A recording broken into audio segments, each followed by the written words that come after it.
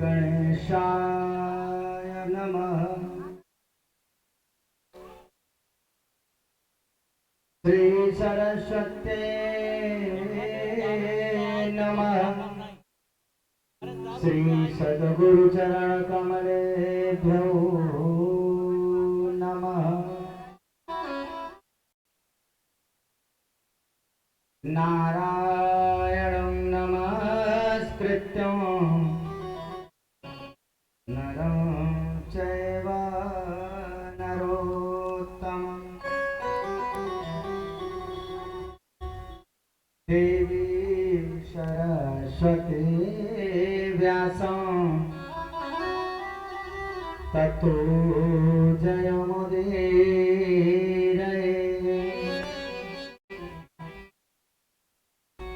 सीतानाथ समारंभां श्रीरामानंदार मध्यमां कृष्णदाचार्यपर्यन्तां वन्दे श्रीगुरुपरम्पराम्।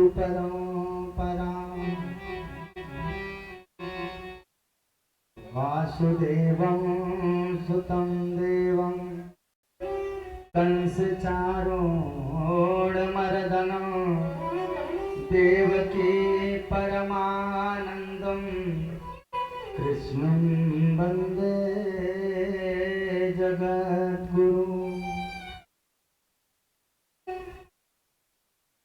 मूकं करोति वाचालं पंगुं लंघयते गिरिं यत्कृपातमहं वन्दे परमानन्दमाधव।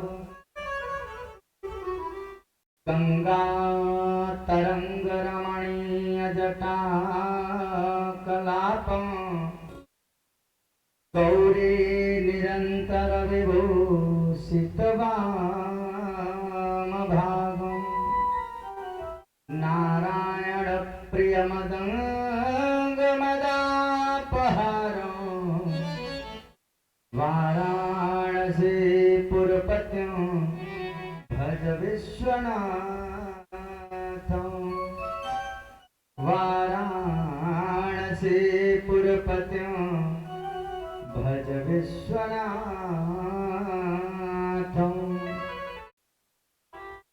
मनोजवं मारुततुल्यवेगं जितेन्द्रियं बुद्धिमतां वरिष्ठं वातात्मजं वानरयूथमुखं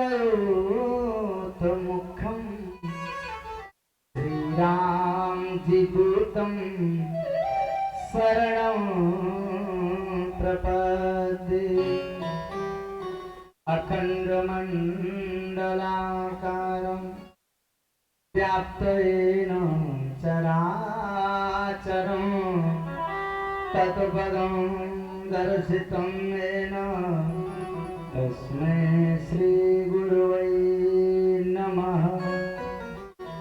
ध्यानमूलं गुरुर्मूर्ति पूजामूलं गुरुपदं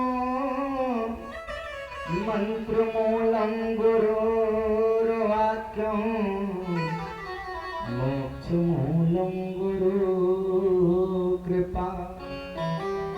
जय जय श्री राधारमण जय जय नवल किशोर जय गोपी चित चोर प्रभु जय जय माखन चोर।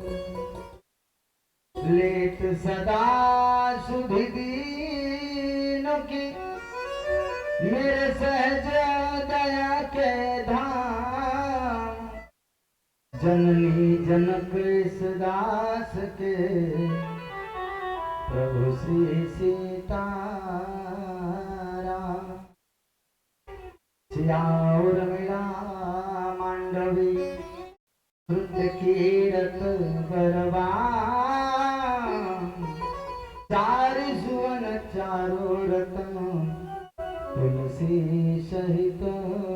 प्रणाम।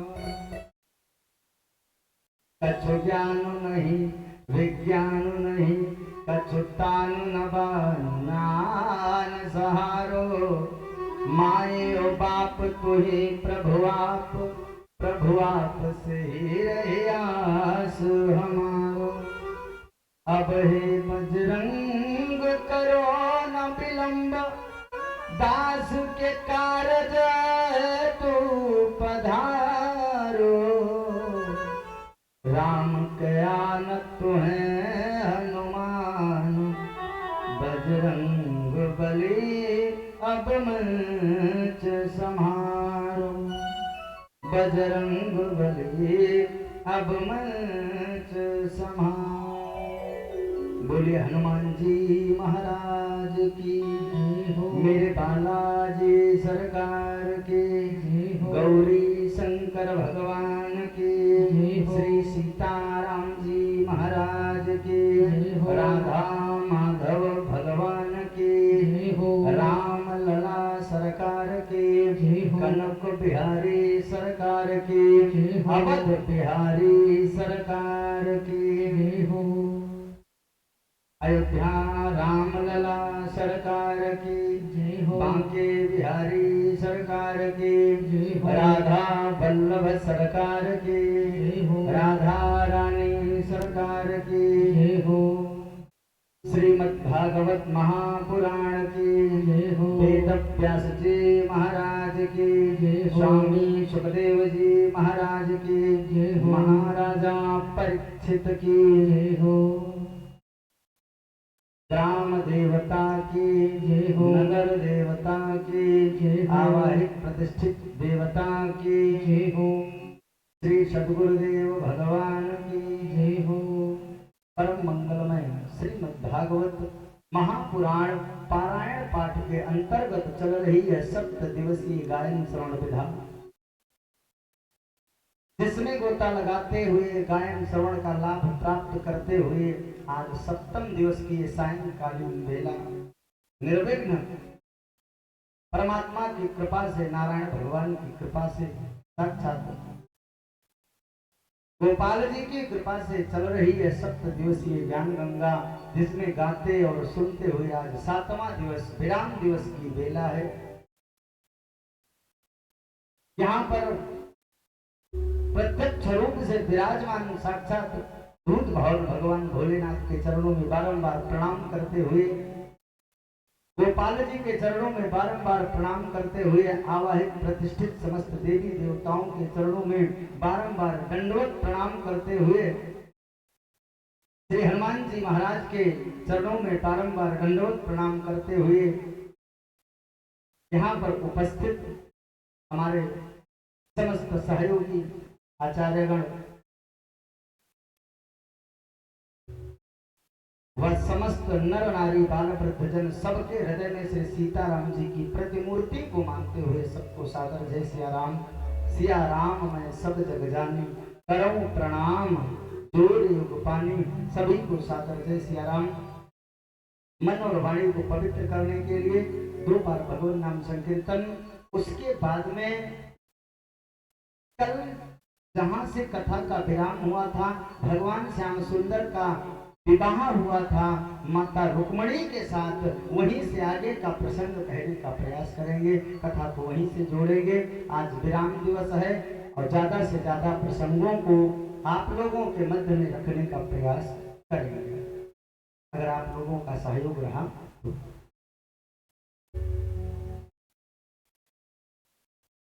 रघुनंदन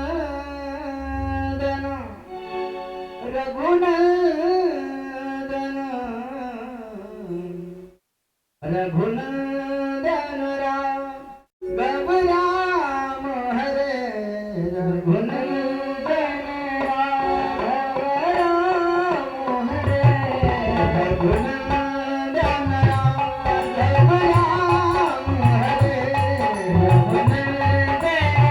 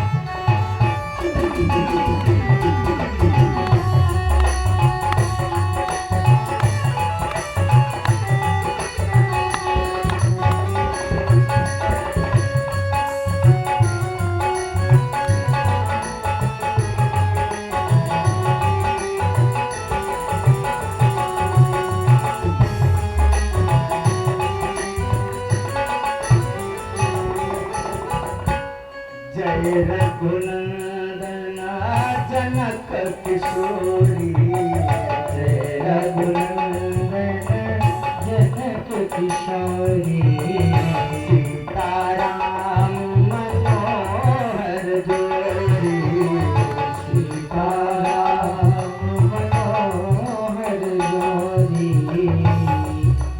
जय रघुनंदन जनक किशोरी, जय रघुनंदन जनक किशोरी, सीताराम मनोहर जोरी, सीताराम मनोहर जोरी, पवन चरणन में सब चरणन में अबयान पड़े, सब चरणन में अबयान पड़े, सिया राम हरे, सिया राम हरे, सिया राम हरे, सिया राम हरे, रघुनंदन राम राम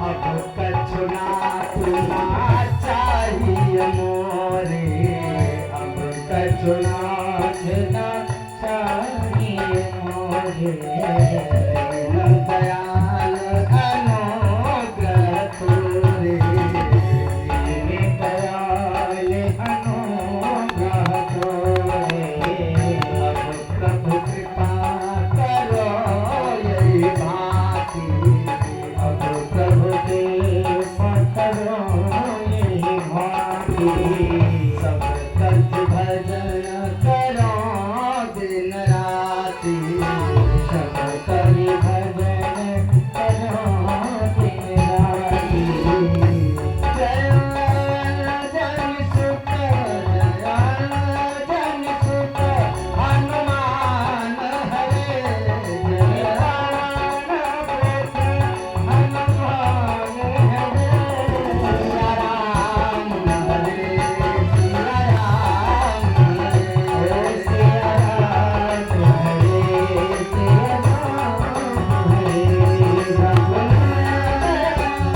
राघव राम हरे, रघुनंदन राघव राम हरे, सिया राम हरे, सिया राम हरे, सिया राम हरे, सिया राम हरे, जय सिया राम हरे, सिया राम हरे, सिया राम हरे, सिया राम हरे,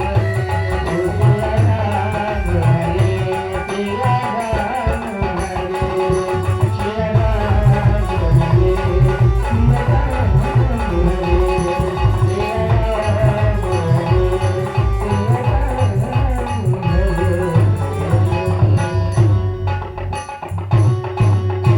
बोले सच्चिदानंद भगवान की जय हो, श्री हनुमान जी महाराज की जय हो, मेरे बालाजी सरकार की जय हो।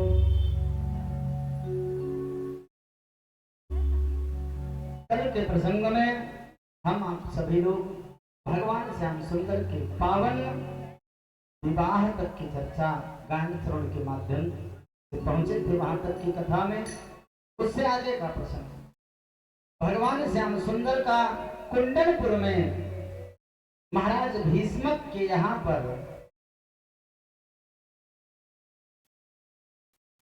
विवाह हुआ।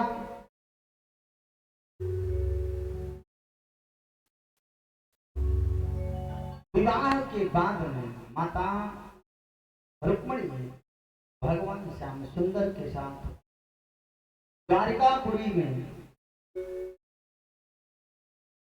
निवास करने लगी। कुछ समय व्यतीत हुआ, उसके बाद में इनके यहाँ पर एक सुंदर पुत्र का जन्म हुआ। सुंदर पुत्र का जन्म हुआ, बेटा भी इतना सुंदर, लोग कहते कि ये साक्षात कामदेव लग रहा है, और कहने की कौन सी बात, वो साक्षात कामदेव ही थे। जब कामदेव भूतभावन भगवान भोलेनाथ की समाधि को भंग करने के लिए गए थे देवताओं के कहने पर, तो भगवान ने अपना शंकर भगवान ने अपना तीसरा नेत्र खोला था और काम भस्म हो गया। जब कामदेव का शरीर जल करके नष्ट हो गया तो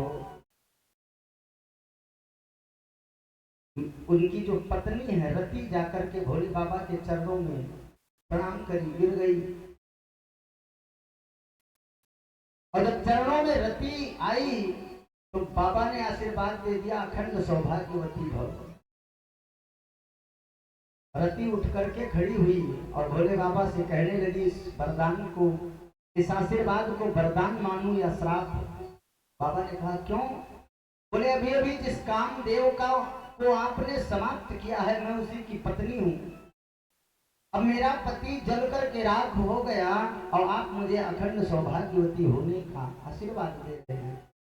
भोले बाबा ने आशीर्वाद दिया पुनः और कहा कि आज से तुम्हारा पति रोम रोम में व्याप्त रहेगा, रोम रोम में व्याप्त रहेगा।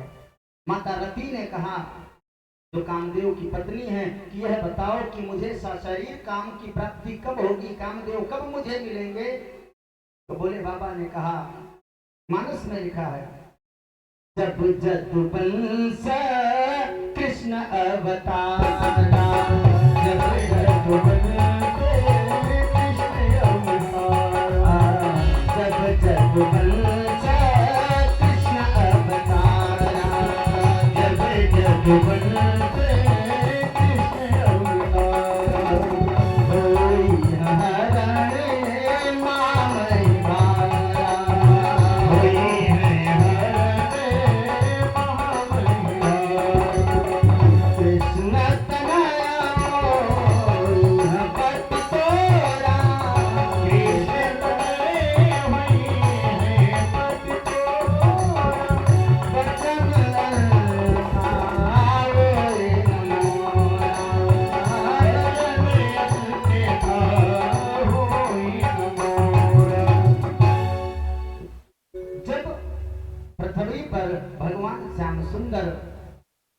नर रूप में लीला करने के लिए आएंगे, उस समय तुम्हारे पति तुम्हें सशरीर मिल जाएंगे। उनका विवाह जब होगा रुक्मणी के साथ तो उनके पुत्र के रूप में तुम्हारे पति ही जन्म लेकर के आएंगे। जन्म हो गया बेटे का, और जब जन्म हुआ खूब खुशियां मनाई गई। सुखदेव जी महाराज परीक्षित से कहते हैं कि परीक्षित, जिसके चाहने वाले लाखों होते हैं उससे जलन करने वाले की संख्या भी कम नहीं रहती है। जलन करने वाले भी लाखों की संख्या में ही रहते हैं। चाहने वाले अगर 1000 हैं तो जलन करने वाले भी 1000 ही रहेंगे।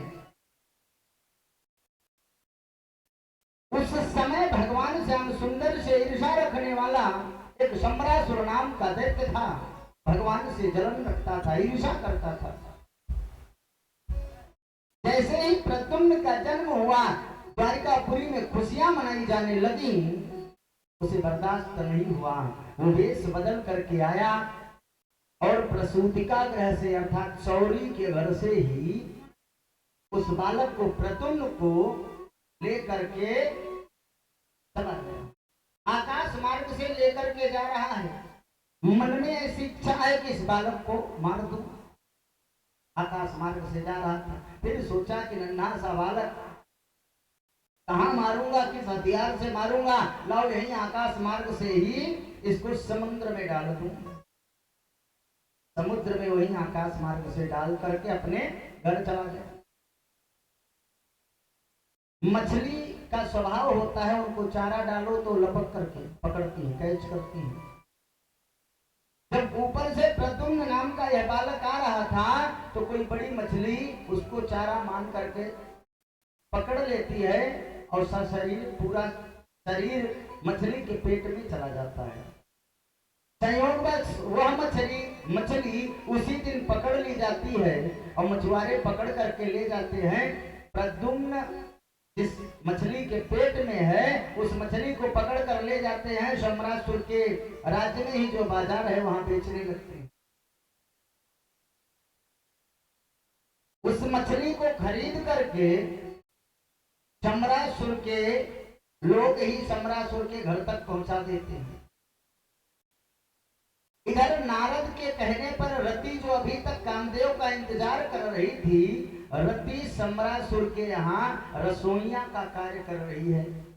रसोई में भोजन बनाने का कार्य जो कामदेव की पत्नी रति हैं। नारद जी ने कहा कि अब तुम इंतजार का तुम्हारे समय समाप्त हुआ, सम्राटसुर के यहाँ जाओ, उनके यहाँ भोजन बनाने का कार्य करो, आपको रसोई घर में ही आपका पति मिल जाए। वह मछली जाकर के सम्राटसुर के रसोई में जब पहुंची, रति महारानी के पास में, जब रति ने उसका पेट फाड़ा तो उसमें से मानव बालक निकल करके आया। जब उस मानव बालक को देखा तो रति को समझते देर नहीं लगी कि देव ऋषि नारद का कथन सत्य हो गया, कुछ भी हो जाए यही कृष्ण पुत्र होगा, यही हमारा पति होगा। रति महारानी सेवा करने लगी। सम्राटसुर के पास ले जाया गया उस बालक को। सम्राटसुर के दिमाग में सिर्फ प्रद्युम्न नाम ही गूंज रहा था। जब से प्रद्युम्न को लेकर के आया है तब से प्रद्युम्न उसके दिमाग में गूंज रहा था। और जब रति महारानी उस बालक को लेकर के गई तो सम्राटसुर उस बालक का नाम प्रद्युम्न ही रख देता है। धीरे धीरे प्रद्युम्न बड़े हुए और 16 वर्ष की अवस्था में प्रद्युम्न सम्राटसुर को मार करके रति महारानी को लेकर के द्वारिका आए। परीक्षित कथा सुन रहे हैं, सुखदेव जी कथा सुना रहे हैं। सुखदेव जी ने कहा, परीक्षित इस 16 वर्ष की अवधि में जब तक प्रद्युम्न अपने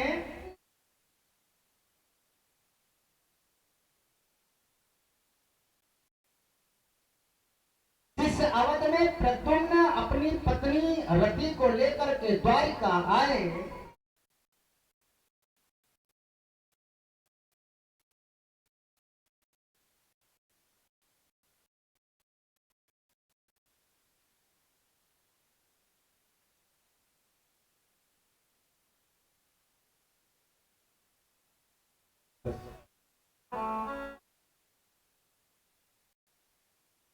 जब तक 16 वर्ष में प्रद्युम्न रति को लेकर के आए, उसी समय में भगवान श्याम सुंदर के 16,107 विवाह और हो गए। और समझने का प्रसंग है। परीक्षित जी ने सुखदेव जी से कहा कि महाराज 16 वर्ष में जितने दिन भी नहीं होते उतना विवाह भगवान का कैसे हो गया? 16,107 विवाह हो गया इतने ही समय में, कैसे हुआ? अरे एक वर्ष में 365 दिन ही होते हैं और 16,107 विवाह हो गए। सप्ताह भर कम से कम एक विवाह की तैयारी में लग जाता है, महीनों लग जाता है विवाह की तैयारी में। तो इतने विवाह कैसे हुए वह मैं जानना चाहता हूं। सुखदेव जी ने कहा कि भगवान श्याम सुंदर के जितने भी विवाह हुए उन विवाहों की गाथा बड़ी ही अद्भुत है। कल भगवान श्याम सुंदर के एक विवाह की चर्चा हुई थी और कथा 10 बजे तक चली थी। अब आप लोग निर्णय करके बताओ कि हम 16,107 विवाह का वर्णन करें, 6 महीना कम से कम लगेगा। कोनो दिक्कत नहीं है, राशन सरकारी है। भगवान की कृपा से कोई कमी नहीं है।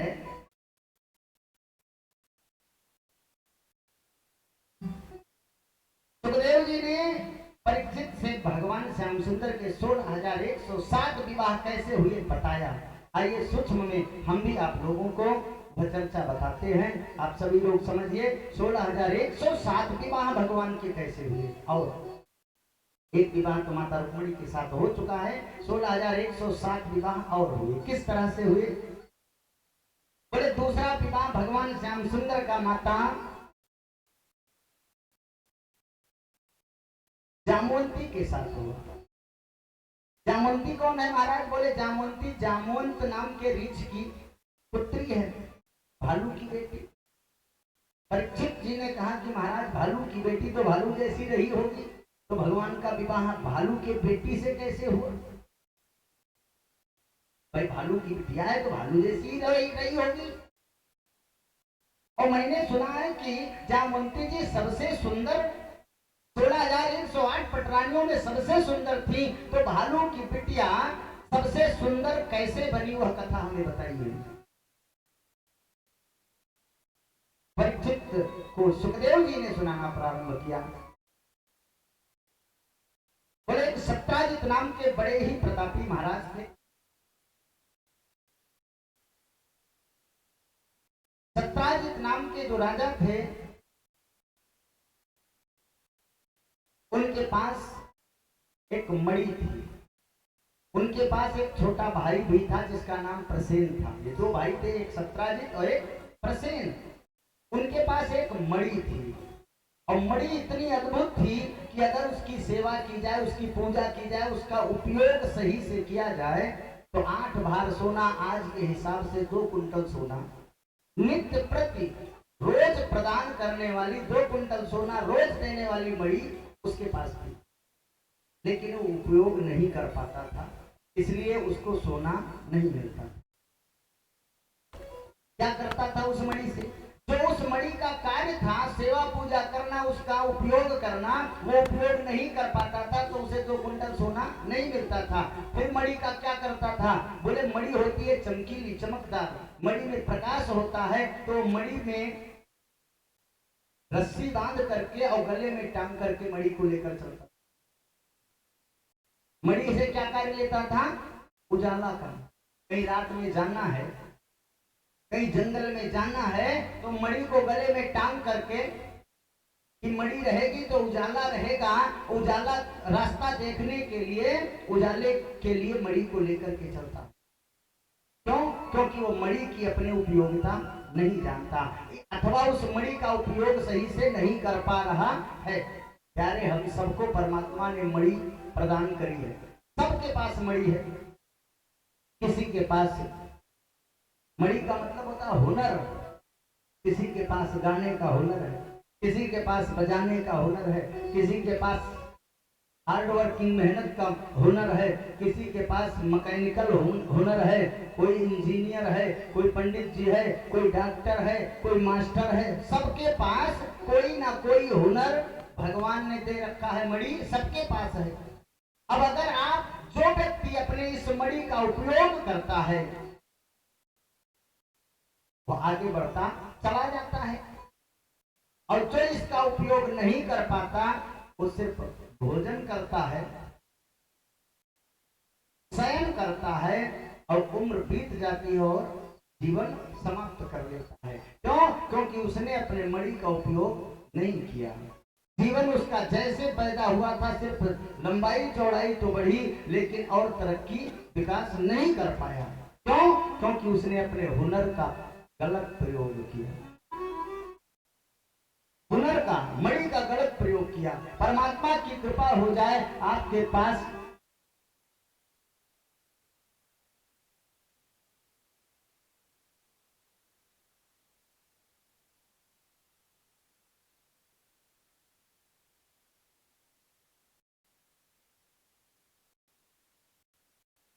उपयोग नहीं जानता है, उस मणि का उपयोग करना नहीं जानता, सत्राजित उस मणि को उजाले के लिए लेकर चलता है। जैसे हम लोगों के पास कोई परमात्मा की कृपा हो जाए और उसका दुरुपयोग करें। एक दिन की बात, सत्राजित द्वारिका में भगवान श्याम सुंदर की सभा में आया हुआ था। वहां पर उपस्थित किसी राजा ने सत्राजित से कहा कि यह मणि भगवान को दे दो, तुम इसका उपयोग नहीं कर पाते, भगवान को दे दो, इसका पूजन कराएंगे, 8 बार सोना होगा और जो सोना इससे निकलेगा उससे देश का विकास होगा, तुमको भी उसमें दिया जाएगा। सत्राजित ने साफ मना कर दिया, मैं नहीं दे रहा मणि, मना कर दिया। भाई उसकी मणि थी, मना कर दिया, बात समाप्त हो गई। लेकिन कुछ समय के बाद में प्रसेन उसी मणि को गले में टांग करके वन में शिकार के लिए चला गया। वन में बढ़ता हुआ चला गया, वहां पर एक शेर दिखाई पड़ा और शेर के ऊपर उसने बाण छोड़ा प्रसेन ने, और जैसे बाण छोड़ा शेर को तो बाण लगा नहीं, उल्टा शेर इसके ऊपर आक्रमण करके शेर ने प्रसेन को मार दिया और मणि को ले लिया, आगे बढ़ गया। और जब शेर आगे बढ़ा, थोड़ी दूर गया था कि इतने में उसको जामवंत जी मिल गए। जामवंत जी ने देखा कि शेर के पास चमकीला कोई पदार्थ है, मणि है, ये तो चमकीला है, इसको ले जाकर के अपनी बेटी को दे दूंगा, खेलने के काम आएगा।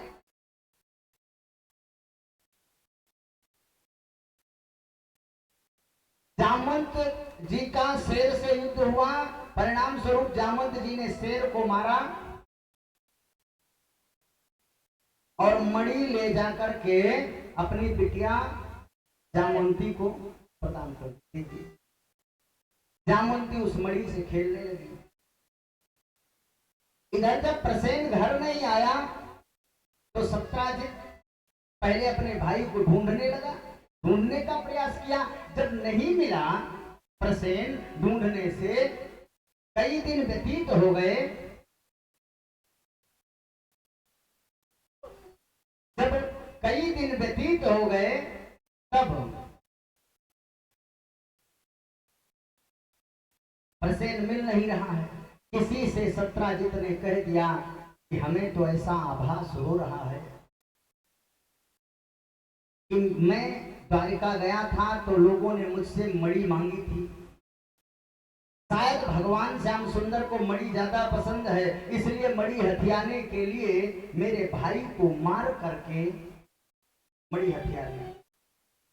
दोषारोपण कर दिया, मिथ्या दोष लगा दिया। बिना देखे किसी के ऊपर दोष नहीं लगाना चाहिए, मिथ्या दोष लगा दिया। भगवान को मणि की चोरी का आरोप लगा दिया और अपने भाई की हत्या का आरोप लगा दिया। अच्छी बात होती तो शायद वही के वही रह जाती, लेकिन द्वारिकाधीश को चोरी लगी है, इसलिए इस बात इस कान से उस कान, उस कान से उस कान, और धीरे धीरे होते होते वह बात पहुंच गई द्वारिका तक। भगवान ने सुनी जब इस बात को, भगवान जब सुनते हैं इस बात को तो भगवान गए गर्गाचार्य जी के पास, बहुत दुखी हुए भगवान श्याम सुंदर। भगवान ने सोचा कि जब तक चोरी की तब तक पकड़े नहीं गए, जब तक चोरी की तब तक पकड़े नहीं गए, खूब माखन चुराया, और आज तो बिना किसी बात की सजा मिल रही है। भगवान गए गर्गाचार्य जी के पास, गुरुदेव हैं इनके, गुरु जी के पास गए।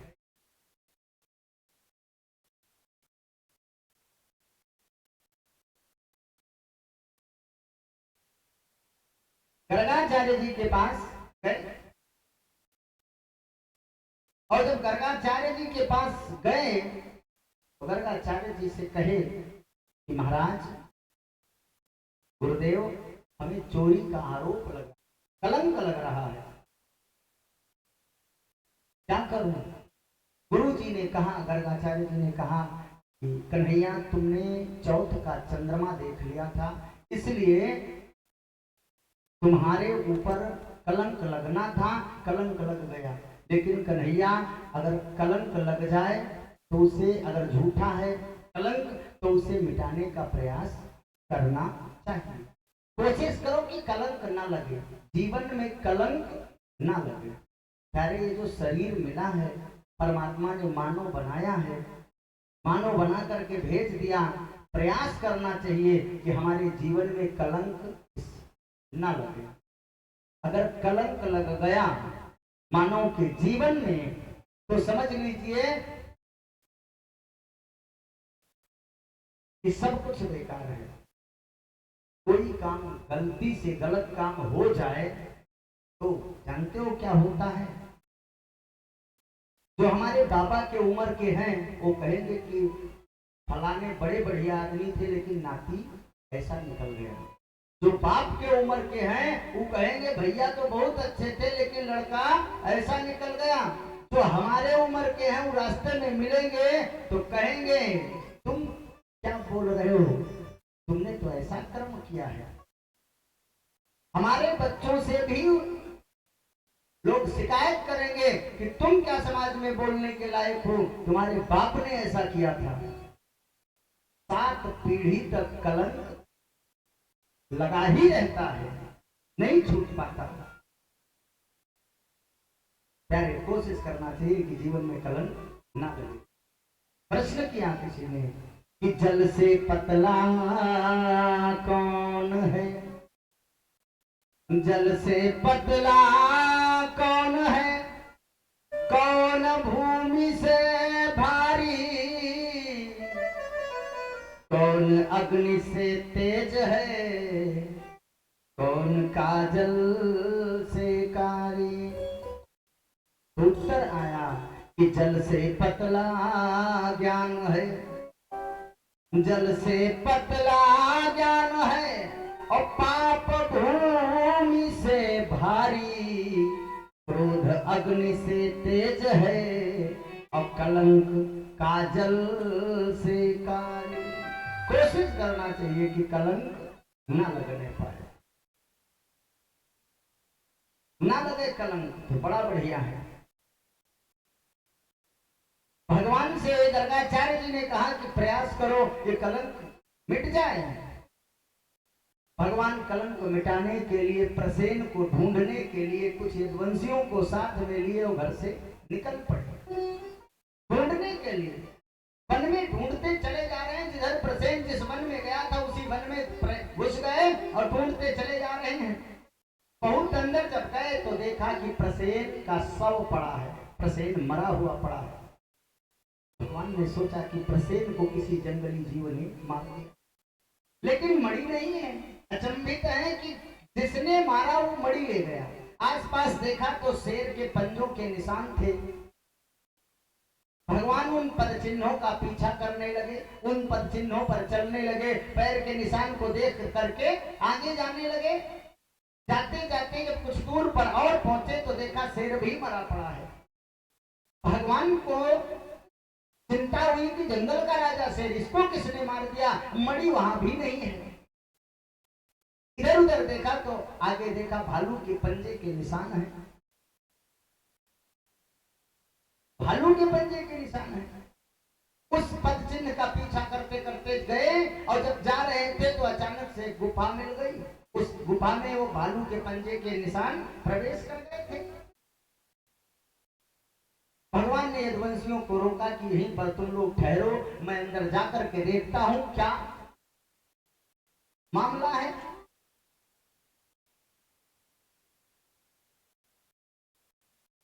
भैया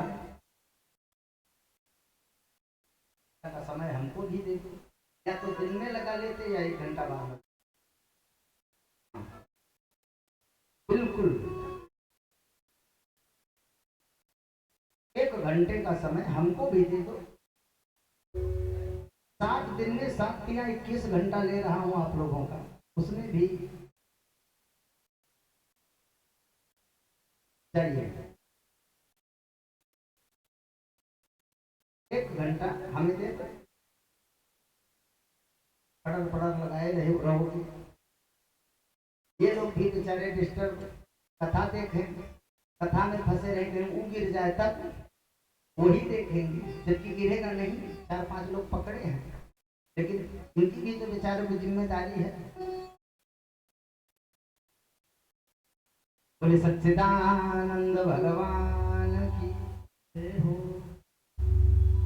आज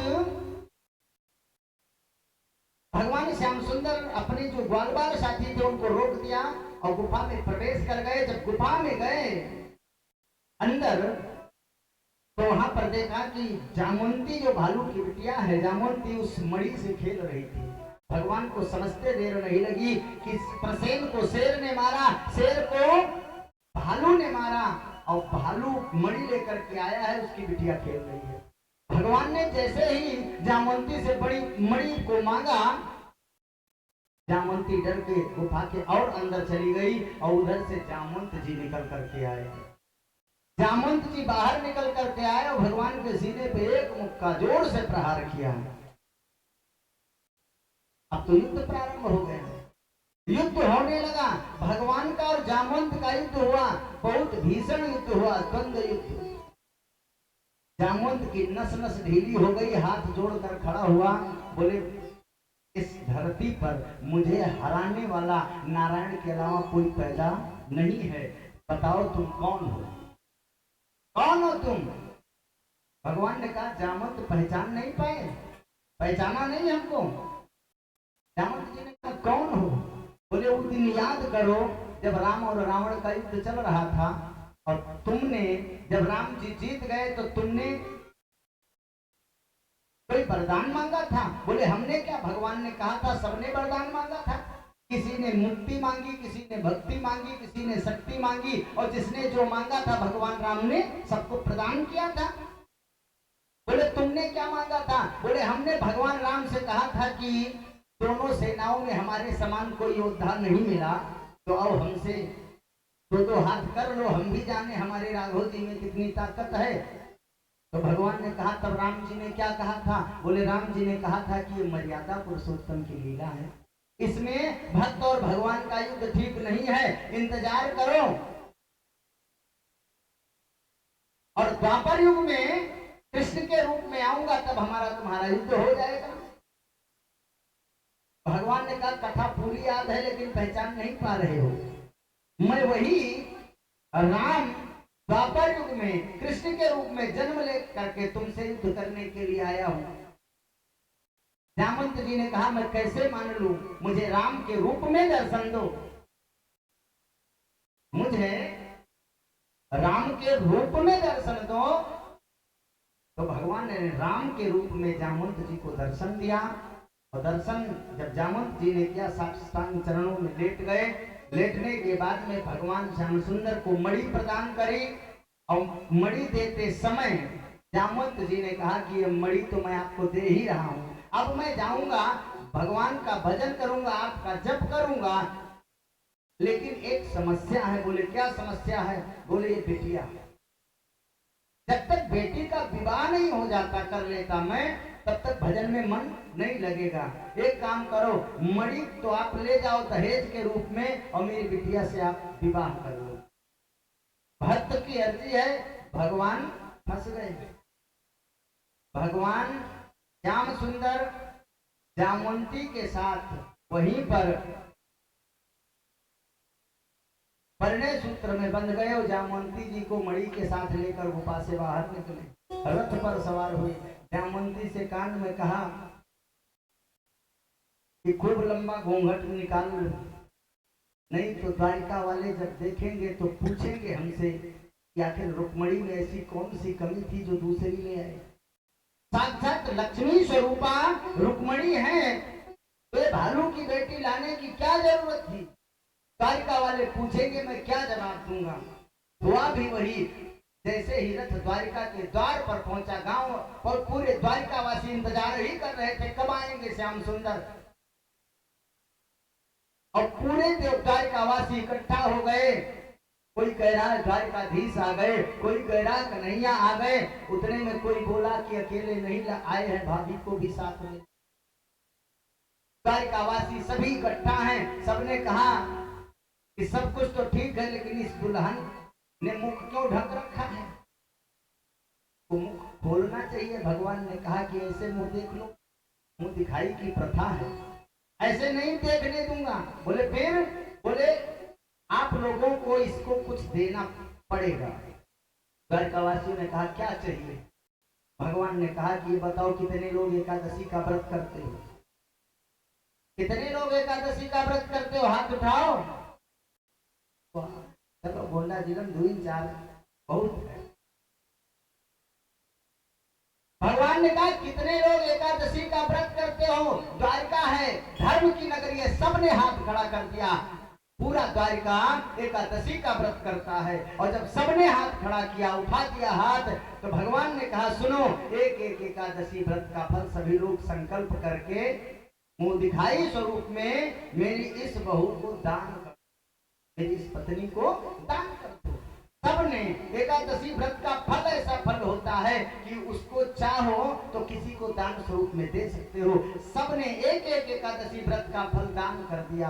और जैसे ही एकादशी व्रत का फल संकल्प करके दान किया, जो बगल में भालू की बिटिया जामवंती बैठी है श्याम सुंदर के, वह दिव्य स्वरूप हो गई। बोले सच्चिदानंद भगवान हो, बोलिए जामवंती मैया की, बोलिए द्वारकाधीश भगवान की हो। इस प्रकार से जामवंती का विवाह भगवान श्याम सुंदर से हुआ।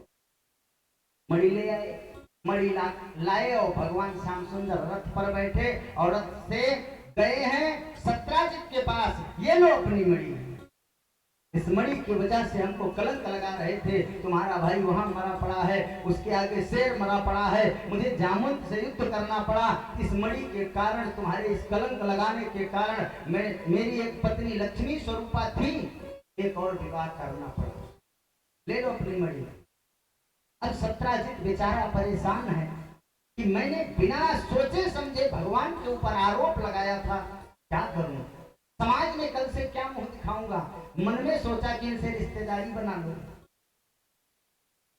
सत्राजित ने सोचा कि अगर इनसे रिश्ता बन जाए तो मैं समाज में कम से कम खुला घूम तो सकूंगा, नहीं तो कल से लोग मुझे जीने नहीं देंगे कि बिना देखे, बिना सोचे, बिना समझे तुमने भगवान पर दोषारोपण कर दिया, द्वारकाधीश के ऊपर कलंक लगा दिया। सत्राजित चरणों में गिर गया, बोले अब मैं मणि नहीं लूंगा। भगवान ने कहा जब लेना नहीं था तो कलंक काहे को लगाया? मैं भी नहीं लूंगा। सत्राजित ने कहा मैं मणि तुमको ऐसे नहीं दूंगा। बोले फिर कैसे दोगे? बोले मणि तुम्हें दहेज के रूप में दूंगा। भगवान मुस्कुराए, बोले एक मणि कई जगह दहेज में मिलेगी, एक जगह ये दहेज के रूप में मैं पा चुका हूँ। जामवंत ने मुझे दहेज के ही रूप में दिया था और जामवंती से मुझे विवाह करना पड़ा। आप, सत्राजित ने कहा कि मेरी बिटिया सत्यभामा है, उसके साथ आपका मैं विवाह करूंगा और ये मणि आपको दहेज स्वरूप में दूंगा। चरणों से उठ ही नहीं रहा है। भगवान ने कहा कि चलिए कोई बात नहीं। भगवान का तीसरा विवाह सत्यभामा मैया के साथ हुआ। अब सत्यभामा मैया को वाम भाग में रथ पर बैठाए और मणि हाथ में लेकर फिर पहुंचे द्वारिका। द्वारिकावासियों ने कहा बोले द्वारिकाधीश भगवान की, बोले सत्यभामा मैया की जय हो। 3 विवाह हो गए, गिनते रहिए 16,160 विवाह होने हैं। सुबह तक सारे फाइनल करा के जाएंगे। चौथा विवाह कैसे हुआ भगवान का? चौथा विवाह की कथा ऐसी है, अर्जुन आए हुए थे। एक दिन की बात, अर्जुन के साथ भगवान श्याम सुंदर यमुना के किनारे रथ से जा रहे थे और यमुना के तट पर घूमते घूमते इनकी नजर एक कन्या पर पड़ी जो तपस्या कर रही थी। भगवान ने अर्जुन को भेजा, जाओ देखो तो सही ये कन्या क्या कर रही है और किसके लिए तपस्या कर रही है, किस देवता को प्राप्त करना चाहती है। अर्जुन गए, बोले देवी जी आपका क्या नाम है और आप काहे को इतना परेशान है, किस देवता की आराधना कर रही है? वो खड़ी हुई और खड़ी होकर के कहने लगी मेरा नाम कालिंदी है, मैं यमुना हूं। कुछ लोग मुझे भक्ति भी कहते हैं। मैं नारायण की उपासना करती हूँ नारायण का मानव रूप में जन्म हो चुका है, लीला कर रहे हैं, यह भी मुझे ज्ञात है। मुझे पता है कि नारायण का अवतार हो चुका है। मैं भगवान से, नारायण से विवाह करने के लिए नारायण भगवान की आराधना कर रही हूँ। अर्जुन ने सुना।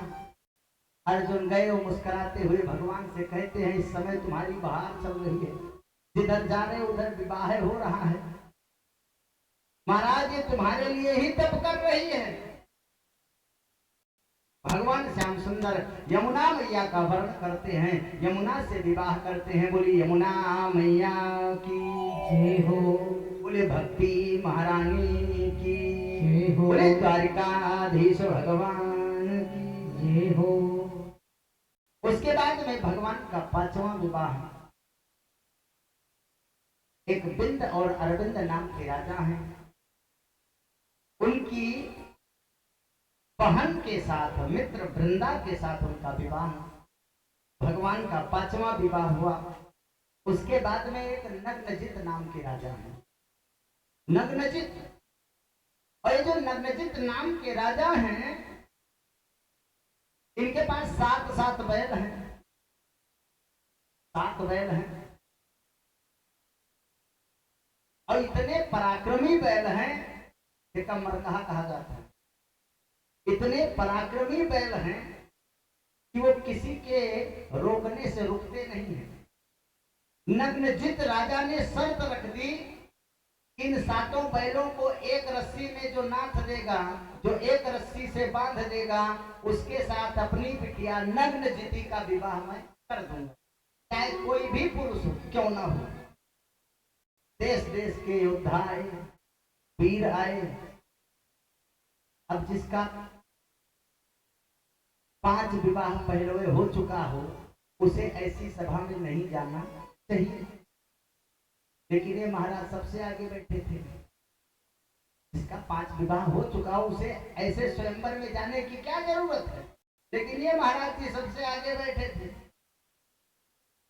सारी राजा बैलों के पराक्रम को देख करके पस्त हो गए, किसी की हिम्मत नहीं हुई। नग्नजित निराश होकर के कहने लगा कि यहाँ पर जितनी ये सभा लगी है, ये सब मुझे कापुरुष ही दिखाई पड़ रहे हैं। मुझे लग रहा है कि कोई भी पुरुष नहीं है, सब कायर हैं। उठ करके खड़े हो गए, बोले कायर क्यों कहते हो, यदुवंशी वीर हैं हम। और कभी कभी जोश जोश में आदमी होश खो देता है। अरे उठे और रस्सी उठाई, 7 को एक रस्सी में बांधा, बांध के उधर खड़ा किया। इतने में नग्नजिती लेकर आई, वरमाला पहना देती है। बोले नग्नजिती मैया की, बोले द्वारिकाधीश भगवान की जय हो। उसके बाद में 7वां विवाह महाराज का राजाधिदेवी की पुत्री भद्रा के साथ हुआ। 8वां विवाह इनका लक्ष्मणा के साथ हुआ।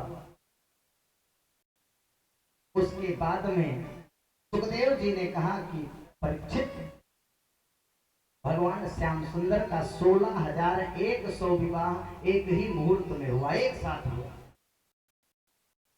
परीक्षित ने कहा ऐसी कौन सी स्थिति बनी कि एक साथ 16,100 विवाह भगवान को करना पड़ा, और इतनी कन्या इकट्ठा कहाँ मिली। 16,100 कन्या किसके यहाँ पर थी, इतनी कन्या इकट्ठा कैसे मिल गई।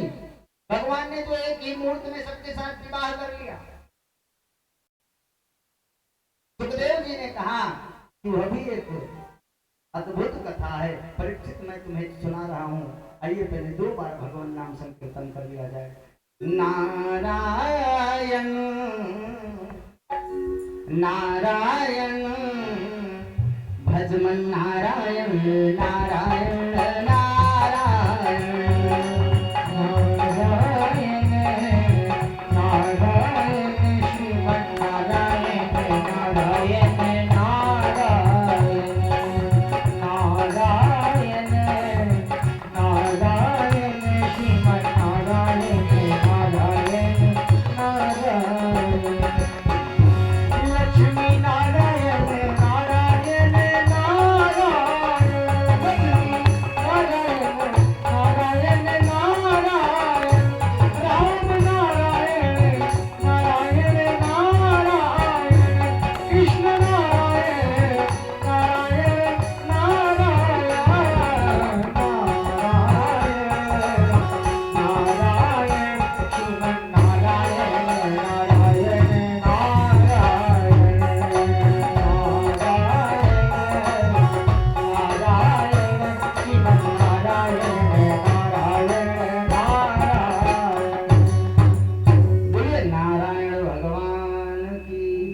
हो। बोलिए सच्चिदानंद भगवान की जय हो। सुखदेव जी ने कहा परीक्षित एक भौमासुर नाम का राजा था और यह अत्यंत दुष्ट था, दुष्ट प्रकृति का था, अत्यंत ही दुष्ट प्रकृति का था। ये छोटे छोटे राजाओं के पहले छोटे छोटे तालुका हुआ करते थे, छोटे छोटे राज्य हुआ करते थे। तो जो छोटे राज्य थे आसपास के उनके ऊपर चढ़ाई कर देता और चढ़ाई करके उस राजा की जमीन को हड़प कर लेता, उस राजा के राज्य को हड़प कर लेता, ले लेता, राजा को बंदी बना लेता अथवा राजा को मार देता। और उस राजा के राज्य में जितनी भी कन्याएं रहती थी उन कन्याओं को लेकर आता और एक बहुत बड़ा विशाल कक्ष था उसमें कैद में डाल देता। उस कैद खाने में डाल देता। अनेक राजाओं को पस्त करने के बाद में, परास्त करने के बाद में भौमासुर ने कन्याओं को जमा करते करते उसके पास इतनी कन्याएं हो गई जिनकी संख्या 16,100 है। 16,100 कन्याएं जमा हो चुकी हैं उसके पास। किसी ने उससे पूछा कि इन कन्याओं का क्या करोगे? तो भौमासुर ने कहा कि जब इनकी संख्या 21,000 हो जाएगी तो एक साथ सबके साथ विवाह कर लूंगा। 21,000 कन्याओं के साथ विवाह करने का रिकॉर्ड बनाऊंगा। किसी ने जाकर के भगवान श्याम सुंदर से कहा कि अभी आप पृथ्वी पर हो और आपके सामने ही ऐसा अन्याय हो रहा है, आपके पृथ्वी पर होते हुए भी कन्याओं पर ऐसा अत्याचार हो रहा है। 16,100 कन्याएं बंदी हैं। भौमासुर के यहाँ पर भगवान को क्रोध आया और भौमासुर से युद्ध करने के लिए चल दिए गए हैं। भौमासुर से बड़ा ही भीषण युद्ध हुआ।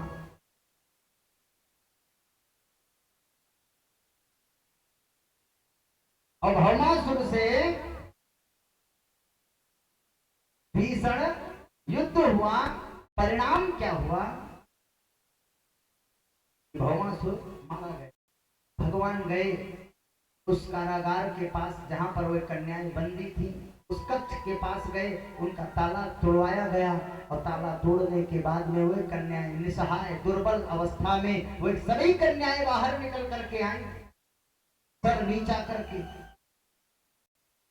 भगवान श्याम सुंदर ने उन कन्याओं से कहा कि अब आप सब मुक्त हो, जाओ अपने अपने घर जा सकती हो।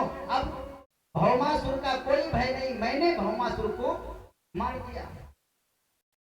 उन कन्याओं ने कहा कि कन्हैया किस घर की बात कर रहे हो, किस समाज की बात कर रहे हो? क्या आप उसी घर की बात कर रहे हो, उसी समाज की बात कर रहे हो जो समाज, जो घर हमारी सुरक्षा ना कर पाया, जहां मैं सुरक्षित नहीं रह पाई? अब उस घर में दोबारा हमें नहीं जाना। भगवान ने कहा फिर कहां जाओगी?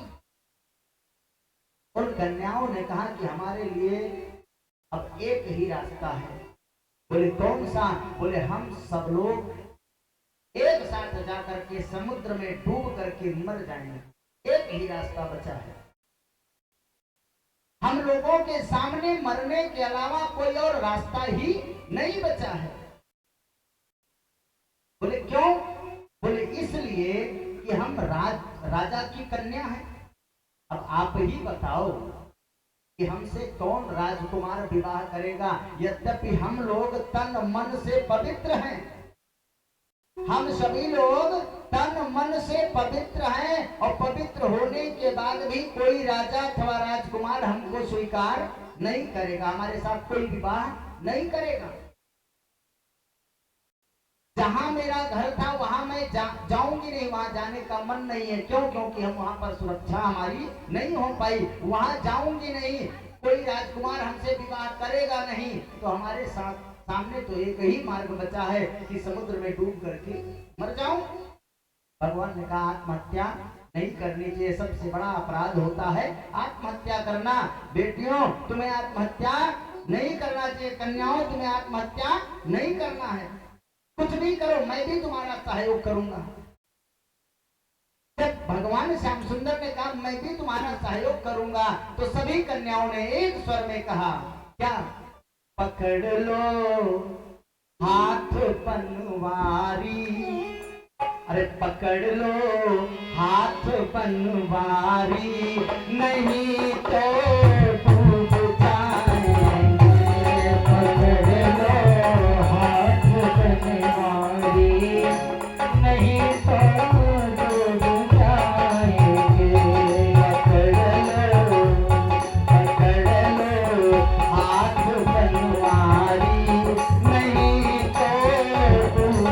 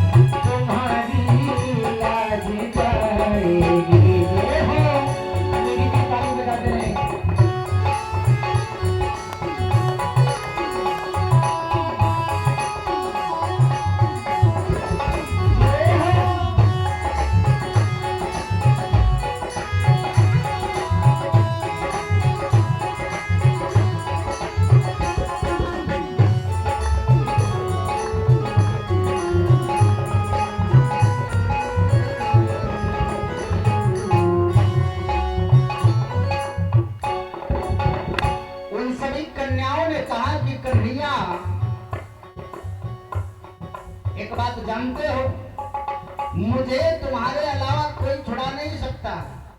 हाँ तुमने छुड़ा दिया मुझे, और छुड़ा दिया तो तुम मेरा हाथ थामो, मैंने दुनिया को छोड़ दिया, अब तुम्हारा ही सहारा हो गया है।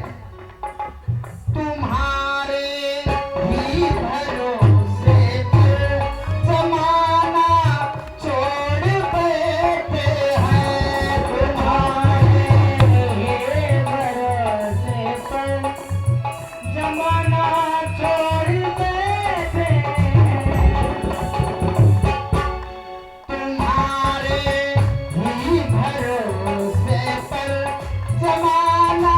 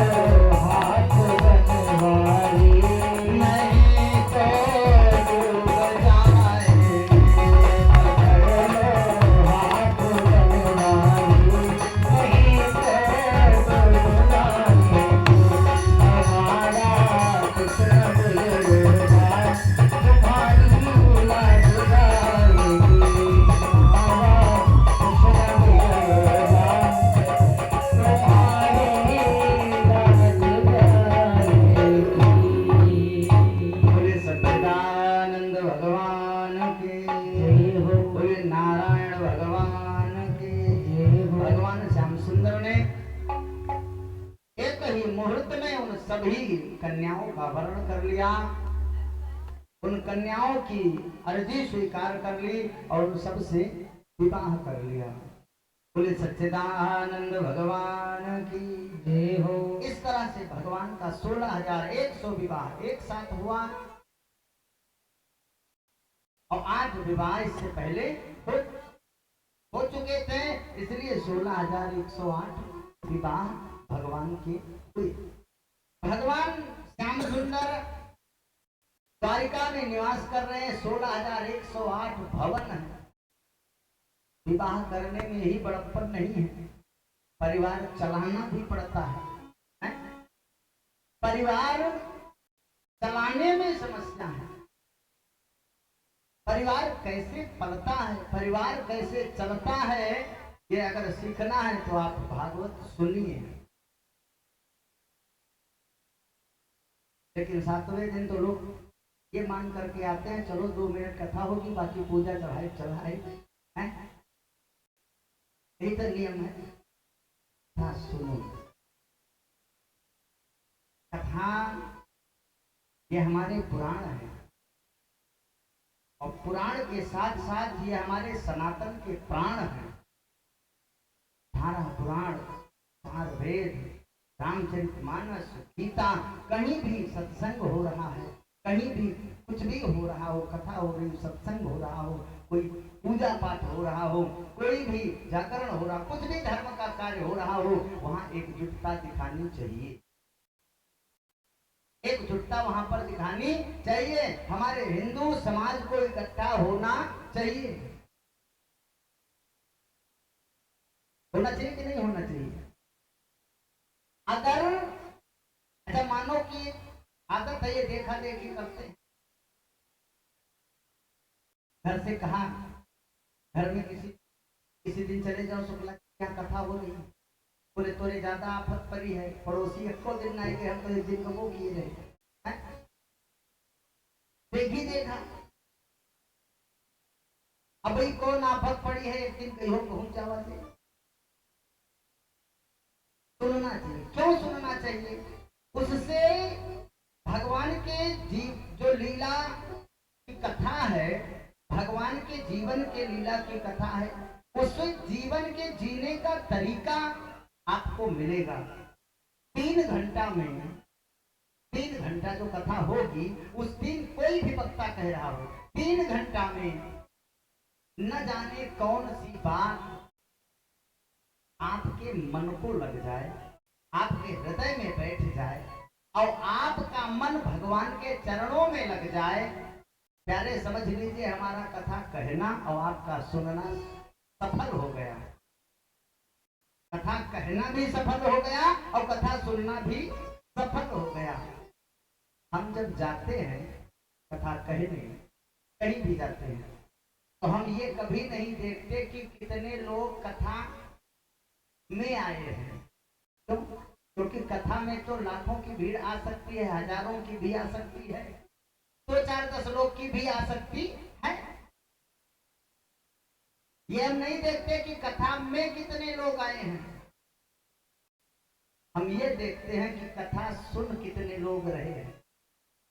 और उसके बाद में 1000 लोग बैठे हैं, अगर 20 लोग कथा सुन रहे हैं, 100 लोग कथा सुन रहे हैं, 20 लोग, 10 लोग कथा सुन रहे हैं, समझ रहे हैं, मन में उतारने का प्रयास कर रहे हैं, और उन 1000 लोगों में किसी एक व्यक्ति ने मेरी कोई एक बात मान ली, 7 दिन की कथा में मेरी कोई एक बात मान ली और भगवान के चरणों में उसका मन लग गया, तो प्यारे मेरा कथा कहना समझ लीजिए कि सब कुछ ठीक है, भला हो जाएगा, मेरा भी कल्याण हो जाएगा, आप सबका भी कल्याण हो।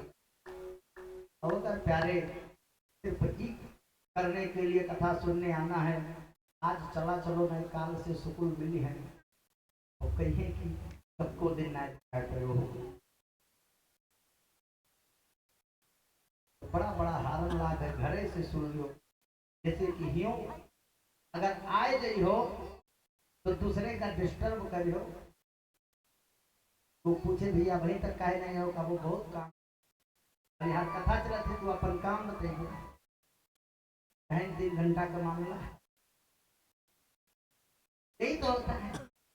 आप सभी लोग शांत, उसमें माताएं एक जगह झूठ बोलने की प्रतियोगिता हो रही, बोले सबसे बड़ा झूठा कौन है, उसको इनाम दिया जाएगा जो सबसे बड़ा झूठ बोल ले जाए।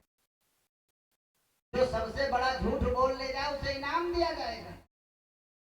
देश के सारे झूठा इकट्ठा हुए, चंदापुर के भी गए होंगे, धर्मपुर के भी 2-4 गए होंगे, सब जगह के गए भाई, तक पूरे देश के झूठा इकट्ठा हुए, यहाँ के भी 2-4 झूठा गए होंगे। और जब झूठा इकट्ठा हुए तो ये होने लगा कि भैया सबसे बड़ा झूठ बोल के दिखाओ, जो सबसे बड़ा झूठ बोलेगा उसे इनाम दिया जाएगा। सबने एक से बढ़ के झूठ बोला, कोई कुछ कह रहा है, कोई कुछ कह रहा है, कोई कह रहा आ रहे, हमने ये देखा रास्ते में, वो देखा, सब झूठ बोल, बड़ा से बड़ा झूठ बोलने का प्रयास कर रहे हैं। ये गांव का झूठा, ये काहे मानने वाले, ये पहुंचे तो कहने लगे कि महाराज हमारे गांव में कथा चल रही,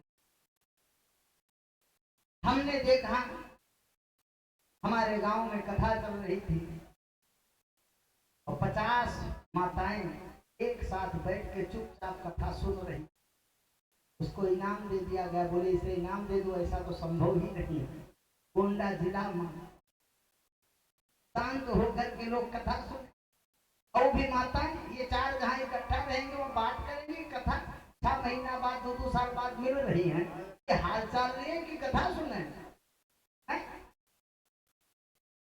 हाल चाल जरूरी है, कथा सुनिए, कथा के प्रसंगों को सुनोगे, न जाने कौन सी बात 3 घंटे में मेरी आपके हृदय में लग जाए और आपका मन भगवान के चरणों की तरफ मुड़ जाए। कथा सुननी चाहिए, न जाने किस वक्ता की, न जाने किस पंडित की, न जाने किस साधु की, न जाने किस बालक की कौन सी बात आपके मन में लग जाए और आपका मन भगवान के चरणों की तरफ मुड़ जाए। प्यारे समझ लीजिए आपका भी जीवन धन्य हो जाएगा और मेरे जैसे कथावाचक का भी तो जीवन धन्य हो जाएगा।